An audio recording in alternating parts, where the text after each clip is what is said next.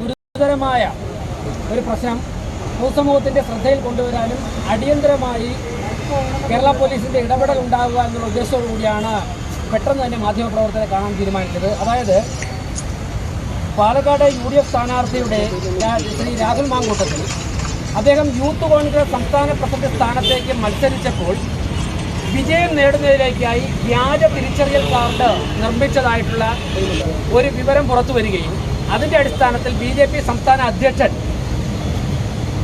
പരാതി നൽകിയിരുന്നു. തെരഞ്ഞെടുപ്പ് കമ്മീഷനും പരാതി നൽകിയിരുന്നു, അതോടൊപ്പം തന്നെ പോലീസിനും പരാതി നൽകിയിരുന്നു.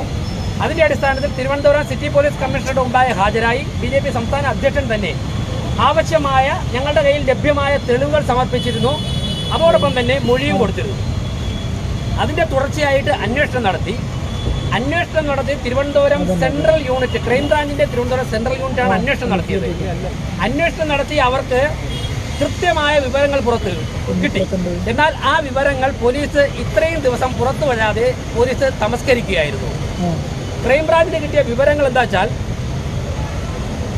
തെരഞ്ഞെടുപ്പ് കമ്മീഷന്റെ, നമ്മുടെ രാജ്യത്തെ തെരഞ്ഞെടുപ്പ് കമ്മീഷന്റെ വെബ്സൈറ്റിൽ നിന്നും ഡൗൺലോഡ് ചെയ്തെടുത്ത പേര് വിവരങ്ങൾ ഉപയോഗിച്ച് ഫോട്ടോ ചേഞ്ച് ചെയ്താണ് വ്യാജ തിരിച്ചറിയൽ കാർഡ് യൂത്ത് കോൺഗ്രസിന്റെ തെരഞ്ഞെടുപ്പിന് വേണ്ടി ഉണ്ടാക്കിയത്.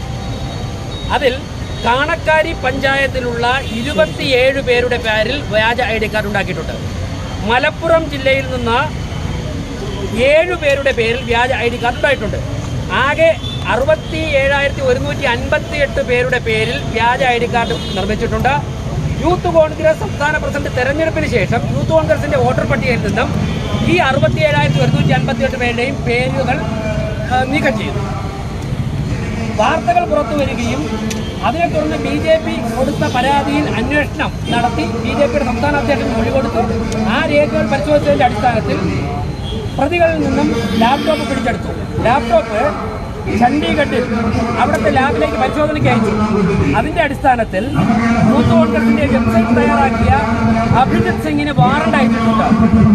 ഏറ്റവും ഗുരുതരമായ രാജ്യദ്രോഹ കുറ്റമാണ് പാലക്കാട് UDF സ്ഥാനാർത്ഥി ചെയ്തിരിക്കുന്നത്.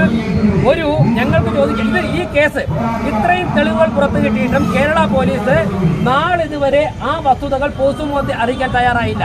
ചില മാധ്യമപ്രവർത്തകരുടെ ഇടപെടലിനെ തുടർന്നാണ് ആ വാർത്തകൾ പുറത്തു വന്നത്. BJP ആവശ്യപ്പെടുന്നു, രാഹുൽ മാങ്കൂട്ടത്തിനെതിരെ രാജ്യദ്രോഹ കേസ് അടിയന്തരമായി രജിസ്റ്റർ ചെയ്യണം. ഗവൺമെന്റ് ഓഫ് ഇന്ത്യയുടെ തെരഞ്ഞെടുപ്പ് കമ്മീഷന്റെ വെബ്സൈറ്റിൽ നിന്നും പേരുകൾ ഡൗൺലോഡ് ചെയ്ത് വ്യാജ തിരിച്ചറിയൽ കാർഡുകൾ ഉണ്ടാക്കിയത് രാജ്യദ്രോഹ കുറ്റമാണ്.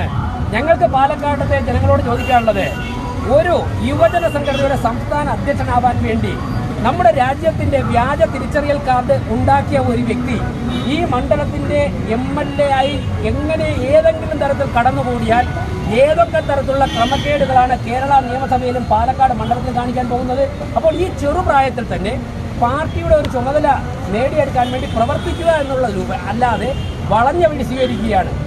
കഴിഞ്ഞ കുറേ ദിവസമായി ഞങ്ങൾ പറയുന്നുണ്ട്, ഇദ്ദേഹത്തോടൊപ്പം വ്യാജ തിരിച്ചറിയൽ കാർഡ് നിർമ്മിക്കുക, രേഖകൾ നശിപ്പിക്കുക, ഇങ്ങനെയൊക്കെയുള്ള കാര്യങ്ങൾക്ക് കൂട്ടുന്ന വ്യക്തികളാണ് കഴിഞ്ഞ കുറേ ദിവസമായി ഇത്തരത്തിലുള്ള തെരഞ്ഞെടുപ്പ് പ്രവർത്തനങ്ങളുമായി ഇവിടെ ഉള്ളത്. അപ്പോൾ KPM ഹോട്ടലിൽ അവിടെ ഇദ്ദേഹത്തിൻ്റെ പെട്ടി കൊണ്ടുവന്നത് വ്യാജ തിരിച്ചറിയൽ നിർമ്മാണ കേസിലെ പ്രതിയാണ്, ഫെനി നൈനാനാണ്. അതുപോലുള്ള ഈ ഒരു തട്ടിപ്പ് സംഘമുണ്ട്. ഈ വ്യാജന്മാരുടെ സംഘമാണ് UDFന്റെ പാലക്കാട് തെരഞ്ഞെടുപ്പിന് നേതൃത്വം കൊടുക്കുന്നത്. അടിയന്തരമായി കേരള പോലീസ് രാഹുൽ മാങ്കൂട്ടത്തിനെതിരെ രാജ്യദ്രോഹ കുറ്റത്തിന് കേസ് രജിസ്റ്റർ ചെയ്യണം, അദ്ദേഹത്തെ അറസ്റ്റ് ചെയ്യണം. അതോടൊപ്പം തന്നെ പാലക്കാട്ടത്തെ സാധാരണക്കാരായ ജനങ്ങൾ ഇത്തരത്തിലുള്ള ക്രമക്കേടുകൾ കാണിക്കുന്ന, വ്യാജരേഖകൾ ചമയ്ക്കുന്ന ഒരു വ്യക്തിയെ എത്രയും പെട്ടെന്ന് തന്നെ തെരഞ്ഞെടുപ്പ് രംഗത്ത് നിന്നും തൂത്തറിയുവാനുള്ള രാഷ്ട്രീയ നിലപാടുകൾ സ്വീകരിക്കണമെന്ന് ഞങ്ങൾ പറയാനുള്ളത്. അതോടൊപ്പം തന്നെ ബഹുമാനപ്പെട്ട ആഭ്യന്തര വകുപ്പ് കൈകാര്യം ചെയ്യുന്ന മുഖ്യമന്ത്രി തന്നെ എന്തുകൊണ്ടാണ് ക്രൈംബ്രാഞ്ച് ഇത്രയും ഗുരുതരമായ രേഖകൾ, അതായത് ഫോറൻസിക് ലാബിൽ പരിശോധിച്ച രേഖ കിട്ടിയിട്ടും അതിലെ എല്ലാ പ്രതികളെയും അറസ്റ്റ് ചെയ്യാത്തത്, രാഹുൽ മാങ്കൂട്ടത്തിനെ പ്രതിയാക്കാത്തത് എന്നുള്ള കാര്യത്തിൽ ആഭ്യന്തര വകുപ്പ് മറുപടി നൽകണമെന്നാണ് BJP പറയാനുള്ളത്.